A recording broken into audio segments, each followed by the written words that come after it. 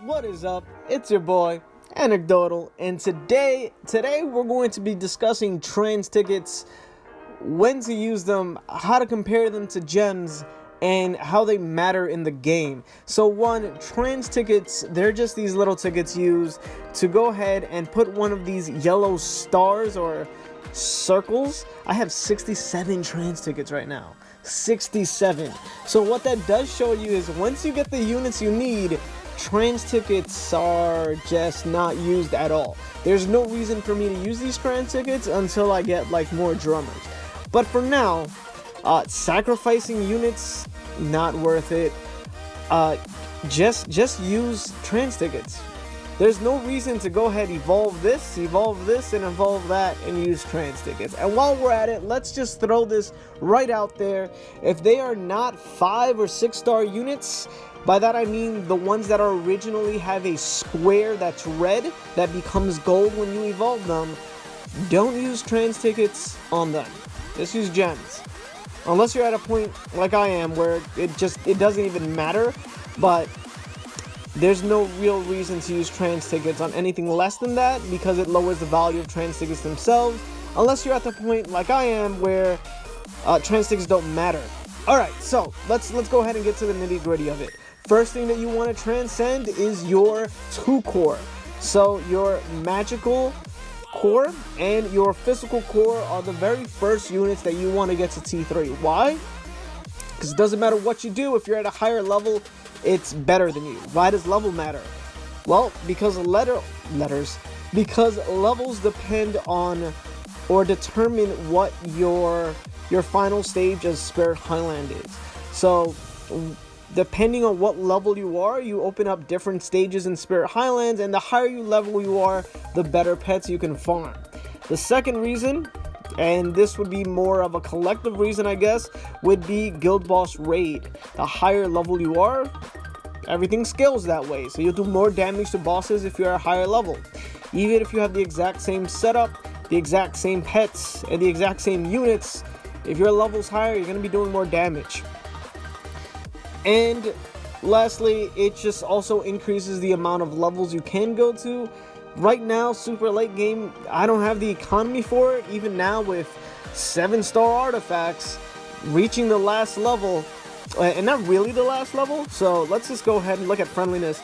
After I get 2,500 here, I can shop and get another last hitting quest, but that's super in the future. I can get to about 50 C here, and that's as far as I get, and somewhere around 3,500 I think is the highest amount of gold level I can hit. So 3510 or 3520 is my max gold level right now. But early on, when you go ahead and you trans through your units, they will have a higher level cap than the rest of your units, so they'll be stronger and help you get further into the game and further into levels and stages. So trans 3. Who do you want to trans 3 and for what? Like I said, first thing, stage running. It's just super important. Second thing, really after that, everything is sort of optional. What do you want to work on? If you want to work on getting the most out of Outland Battle, do your Outland Battle units first. So if you were going to ask me, the first one I would tell you to do would be Valkyrie. And then your second Valkyrie. Why? Because they work in 2 different places, like I made it in many videos. And I also have a whole video on just highlighting Valkyries. It's the most versatile unit in the game. So they're going to be used right here for your guild raid setup. They're going to be used in your Outland Battle setup. They'll help you in TLT, and if you have nothing else, it helps as a support unit for your stage running team. It's just used everywhere, so you might as well use your trans tickets on Valkyrie. You don't want to go ahead and start getting your raid team quite yet. Depending on who you are or where you are in your guild, you might want to save this for last. I know it's crazy, but what you could still do, and you could help out your alliance, is work on your guild barracks, because they also serve a dual function. Let's go right here. The undead Dark Admiral pet. You want to go ahead and get them to T3 because as you see here, they train skeletons faster. And I know you need gems to unlock these guys, but oh, and never use gems here. That's just a waste unless you are just paying out of pocket, going crazy, and you want to go ahead and defeat everything, and you just don't want to wait. Sure, go ahead. But what Dark Admirals do, oh, that doesn't give us any info. What about here? Nope. Okay, they train things faster, yes, and it helps, but the reason I'm saying the dual help is because what it also does, and let's go ahead and go to Dark Admiral. Undead. Are they last or second? Second, right here. Dark Admiral. Other than the production speed, they also have a 5% increase in metal. So once you get 5 of those, you both have better units to use while you attack and could slightly help more. And right here, you help out your revival team. Now I know that my revival team has no dark archers, or my revival book here has none, but they have drummers. Drummers have the highest amount of metal buff in that. So that's why my drummers are there. And because I have the Orc Guardian at 5-star, I get even more of a metal buff from them because they're Orc. That's why my Raptor Rider is there. What I can do actually is I can T3 another drummer. Do I even have a drummer to T3? Oh, I have 18 of them. Alright, so maybe I can go ahead and get a drummer and T3 them with the ones that I have and replace my Raptor Riders. And that will take a total of, I believe, 6 trans tickets. So to trans 1 them, it takes 1. To trans 2 them, it takes 2. That's a total of 3 so far. And then another 3 to get it to T3. So even though I have a lot, I could probably only T3 about 11 or 12, right? Depending on how much I have here. So that's another way you can use trans tickets. And the other way that you can use trans tickets would be for either Spirit Highlands or TLT. I kind of group them together because they're just all about beating particular stages. Now, what units do you want? What units do you need to beat particular stages? Frost Demon, awesome. Get him. Blade Master, also awesome. You should get him. Ninja of Darkness, I can never stop talking about him. I already talked about Valkyrie. Flame Spirit is great and also used for TLT, so I'd actually group them together as more important. And let's see here. The other most important unit to have, because these guys kind of cover it, but if you want and you're having issues, Sword Dancer will dash your way to victory and hitting those gems. And where's Pilot? Pilot is like an unsung hero that nobody talks about. Oh, he's a good meat shield, so is he. And yeah, Pilot, oh, it's probably restricted right now. So Pilot, let's go ahead and try to enter a different stage. Maybe this one? Yep, okay, Pilot. Pilot's amazing. If you ever have or run into issues where you have a lot of flying units, let's see, like a whole lot of these guys, or a whole lot of these guys, or just any sort of flying units, or even hippos that annoy you, Pilot will destroy it. It's like the strongest flying unit in the game. It really is. No one talks about Pilot anymore. Ooh, actually, talking about another right here. Dark Spirit is also great to have. That hits all units, and I think that's kind of like the way to win. Even though these two units that I put up front, they're almost always in all of my TLT or Spirit Highland fights, or at least when I was trying to finish them, because they beat everything. They dash, Frost Demon comes back to life, Blade Master just jumps around, has an immunity, and destroys everything. Like, the range and AoE of the unit is insane. The only units here that you don't want to copy would be maybe Ice Wizard and even Golem at this point. And let's see, these elves kind of useless. Hamster may not be needed. Aladdin doesn't really matter. I ran into economy issues when I was playing the game earlier. When I was like pre-100 or maybe post-level 100, I had huge economy issues, so I went ahead and used an Aladdin. And I think that's it, just these 6. So if you look at all the units that I have at T3 here, it's a total of 35 units. Of those 35, these 6 don't really matter. Oh wait, not 6, I knew to you. Okay, so 5. So I guess only 30 of them matter. The rest, not really a big deal. I got Winged Knight for fun. and Wing Knight seems to be a pretty cool unit to have at TLT. Definitely makes things easier, but never needed. I never needed to have that. Other units that I have are really for my stage running team. So these two units, not great. They're not great at TLT. They're just really good for what they do for stage running teams and helping you level, and they're just part of the orc meta. But at TLT or Spirit Highlands, they're not useful. They're also not useful for Outland Battle. It's all these three guys right here. That's the Outland Battle team. These three humans. And for some, you don't even need Fire Mage. And that's it. And that's what you want to use T3 or trans tickets for to T3. So what you want to have is a 2-core here. You may want to do it for your fairies, but the reason my fairies are like that is really more for... Oh, that's done already? Okay. Is for this right here, for your guild raid team. You want to get your succubus, you want to get your sorcerer so you don't get stunned. And let's go ahead and go to Outland Battle. And here, so for pretty much every game mode, you're going to need T3 tickets or trans tickets. I don't know why that's getting jumbled up in my brain right now.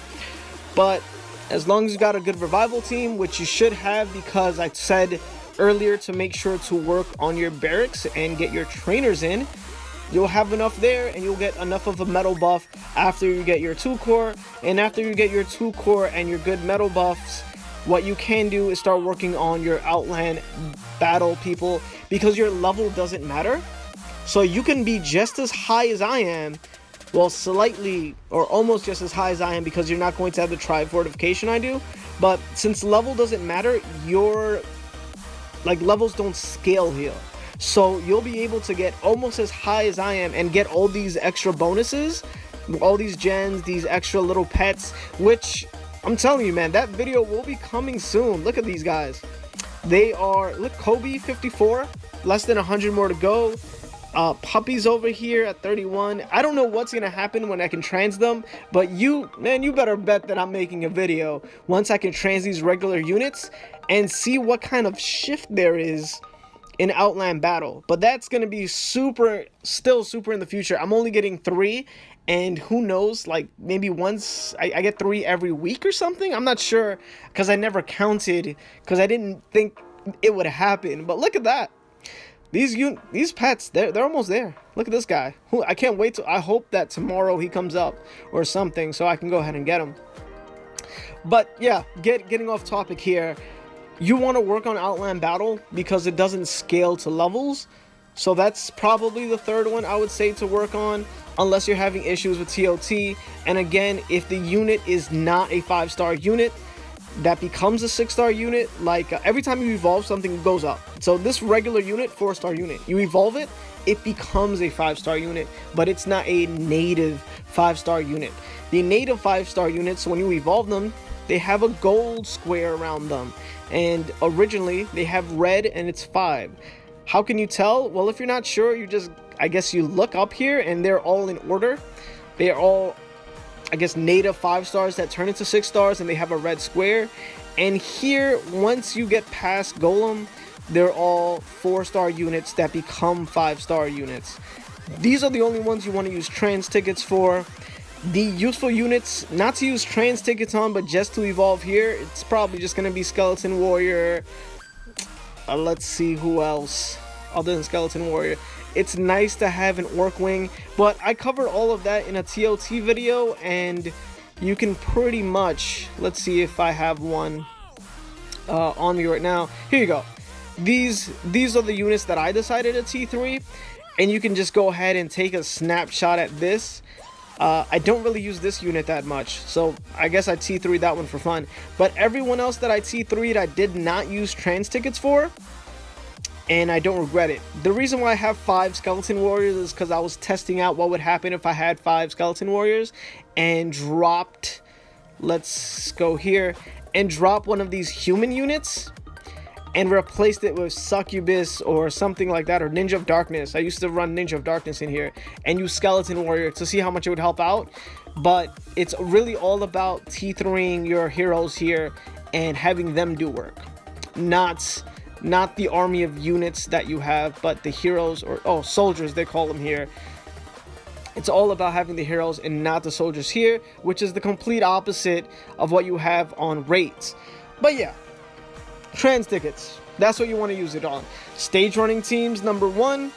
Number 2 will be revival book by working via trainers. Number 3 would be Outland battle, and 4 would be TLT or Spirit Highlands, unless of course you get stuck and there is a meta defining pet that you need to get. If that's the case, just go ahead and get that unit so you can beat that stage. And then I'd say last would be working on guild boss raids, even though for me it is the most fun thing to do. It doesn't give a lot, like, personally. It would help out the whole guild, and if you can beat these stages, you get a little bit more of a reward. But the best reward, really, other than maybe these orange coins, is the pet fragments themselves. Oh, and just a side note, by the way, I did just start getting these, and I have no idea what this does. So if you know what this does, because I've read it a few times, increases efficiency of skill from the shop. I don't know what shop. I don't know if they mean the time shop or what, because I don't know where the shop comes from and what skills you get from there. But it increases the unit attack power tenfold. No idea what they're talking about, but if you do, let me know. Been your boy Anecdotal. If you like the video, make sure to like it, share with your friends, your family, and anyone you know that plays Endless Frontier. And of course, if you want to see some more Endless Frontier content, airships coming soon, then don't forget to subscribe. Yeah, there you go. Then don't forget to subscribe. I'm boy Anecdotal. I'll see you on the next one. Peace out.